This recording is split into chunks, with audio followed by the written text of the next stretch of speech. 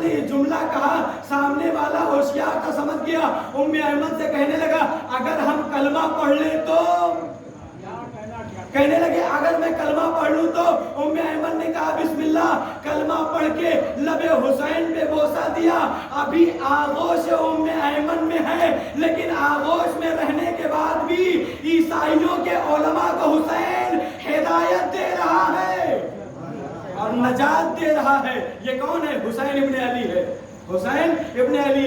یہ آغوش میں ہدایت دے رہا ہے، اور یہی حسین جیسے جیسے آگے بڑھ رہا ہے، جیسے جیسے عمر آگے بڑھ رہی ہے، لوگوں کو ہدایت دیتے جا رہے ہیں۔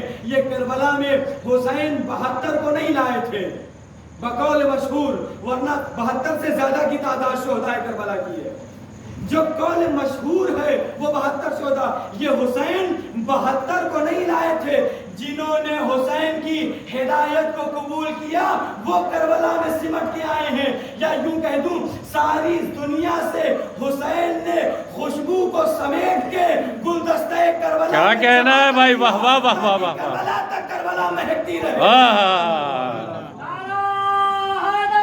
یا علی اللہم صلی علی محمد و آل محمد علی زندہ آباد، زندہ آباد، مردہ آباد، مردہ آباد، اللہم صلی علی محمد و آل محمد۔ یہ ساری دنیا سے حسین خوشبو کو سمیٹ کے گلدستہ کربلا میں جمع کر رہے ہیں، تاکہ کربلا قیامت تک اسی طرح مہکتی رہے۔ کیا کہنا ہے، قیامت تک اسی طرح مہکتی رہے۔ آپ نے زہیر، شہداء کربلا کے ایک فرد ہیں، زہیرکین شیعان اہل بیت نہیں ہیں، نہیں ہے۔ اس زمانے میں شیعہ کئی طرح سے پہچانے جاتے تھے۔ شیعیان معاویہ یعنی معاویہ کے فالوورز، یعنی معاویہ کے ماننے والے، شیعیان عثمان، عثمان غنی یعنی عثمان کے فالوورز، شیعیان علی یعنی علی کے فالوورز۔ یہ کون ہے؟ کئی طرح کے شیعہ پائے جاتے تھے۔ عثمان، یہ زہیرکین کس کے شیعہ ہیں؟ جناب عثمان غنی کے شیعہ ہیں، یعنی عثمانی شیعہ ہیں۔ امام حسین علیہ السلام حج کو عمرے سے بدل کے مکے سے نکل چکے ہیں۔ زہیر ابن کین بھی امام حسین علیہ السلام کے ساتھ ساتھ چل رہے ہیں۔ اگر امام حسین علیہ السلام کی یہ منزل ہے تو زہیر ایک منزل پیچھے اپنا قافلہ روک رہے ہیں۔ کیوں؟ کیونکہ عصمت کی بیٹیاں اور عصمت کی عورتیں امام حسین کے ساتھ ہیں، اس کا لحاظ کر رہے ہیں۔ ایک منزل پیچھے، ایک مقام پہ ایکسیڈنٹل کہیے یا اللہ نے انہیں ہدایت دینا تھا، اس کی وجہ سے ایک مقام پر کچھ ہی دور پر آ کے زہیر رکے اور کچھ ہی دور پر آ کے حسین بھی رکے۔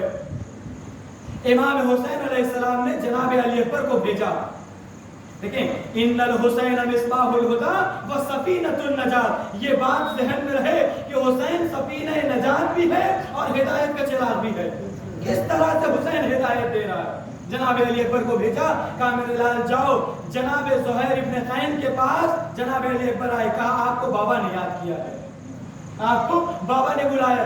جیسے ہی امام حسین کا نام سنا، زہیرکین شیعہ نہیں ہے، لہذا جو احساسات ہمارے دل میں ائمہ اطہار کے لیے ہیں زہیرکین کے دل میں نہیں ہے، چونکہ وہ زہیرکین اہل بیت کے شیعہ نہیں ہیں۔ کوئی معقول جواب نہیں دیا، جناب علی اکبر چلے گئے۔ لیکن جو گھر میں عورت ہے، جو گھر میں عورت ہے وہی محب اہل بیت ہے، وہ محب اہل بیت ہے۔ ایک مقام پہ جب زہیرکین کو ٹال مٹول کرتے ہوئے دیکھا تو بیوی کہہ رہی ہے کہ بھلا ممکن ہے کہ فرزند زہرا آپ کو بلائے اور آپ نہ جائیں؟